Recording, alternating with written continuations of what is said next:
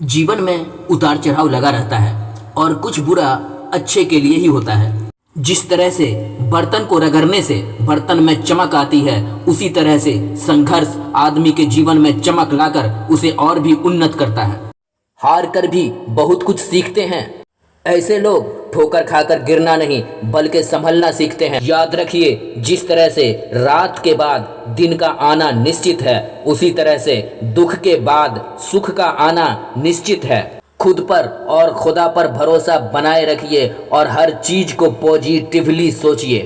किसी ने कितना सच कहा है कि बचा ले जो हर तूफान से उसे आस कहते हैं, बड़ा मजबूत है ये धागा जिसे विश्वास कहते हैं। क्योंकि सकारात्मक सोच हर परिस्थिति में हमारी मदद करता है। इसी सकारात्मक सोच को लेकर एक मजेदार और शिक्षाप्रद कहानी है। एक बार की बात है कि एक राजा की उंगली कट गई, तो उसके मंत्री ने कहा कि खुदा जो करता है वो अच्छा ही करता है।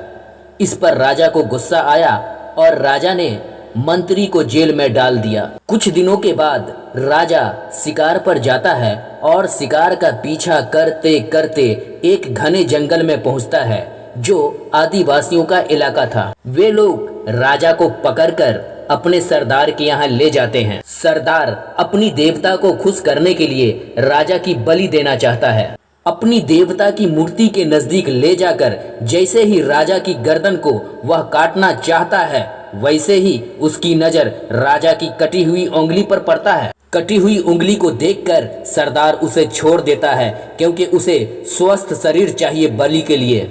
राजा की जान बच जाती है। राजा वापस आकर मंत्री को जेल से बाहर निकाल देता है। राजा अपने ऊपर आए मुसीबत की बात मंत्री से कहता है, तो मंत्री उसको सुनकर फिर कहता है, खुदा जो करता है वो अच्छा ही करता है। इसे सुनते ही राजा को फिर से गुस्सा आता है और वह मंत्री को दोबारा जेल में डाल देता है।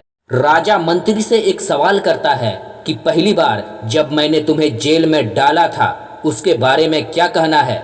तो मंत्री फिर कहता है, खुदा जो करता है वो अच्छा ही करता है। तब राजा पूछता है, कैसे?